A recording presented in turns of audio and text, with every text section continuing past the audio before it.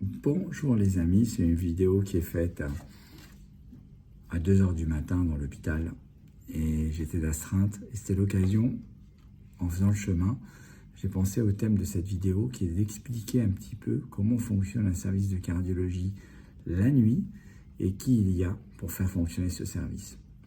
Et cette machine est juste incroyable. C'est-à-dire, par exemple, ce soir, il y avait un médecin de garde, cardiologue. Des fois, il y a un interne avec lui. Il y avait un médecin spécialiste des coronaires qu'on appelle un coronarographiste qui était d'astreinte chez lui. Il y avait un médecin rythmologue, c'est moi en l'occurrence, qui était d'astreinte chez lui. Et puis, bien sûr, on a des infirmières présentes, des aides-soignantes, des agents hospitaliers, etc. Bon, voilà.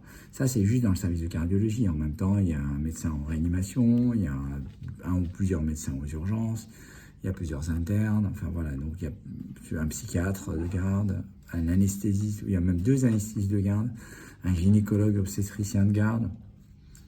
Donc, tout ce beau monde qui travaille au sein de l'hôpital avec quelques personnes qui peuvent être d'astreinte.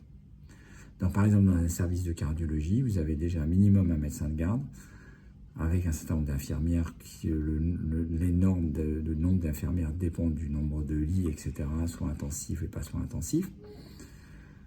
Et puis, vous avez des astreintes obligatoires. Si vous faites de la coronarographie 24 h sur 24, comme ici, vous avez un médecin d'astreinte pour la coronarographie. Si vous posez des défibrillateurs ou vous faites des ablations, vous avez un médecin d'astreinte pour la rythmologie.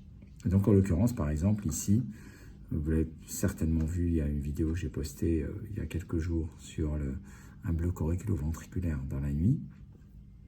Ici, lorsqu'un patient fait par exemple une pause cardiaque, il faut mettre un pacemaker provisoire qu'on appelle monte une sonde d'entraînement par la veine fémorale.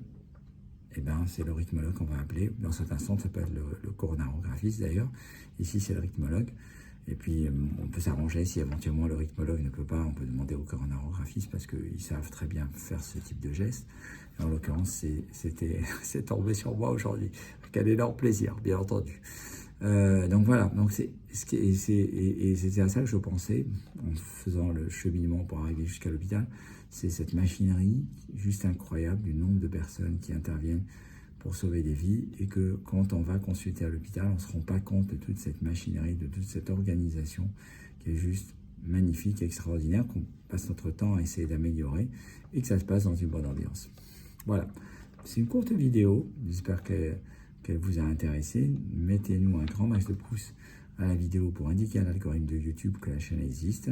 Mettez-moi en commentaire ce que vous voudriez traiter dans d'autres vidéos et à très bientôt. Ciao, ciao.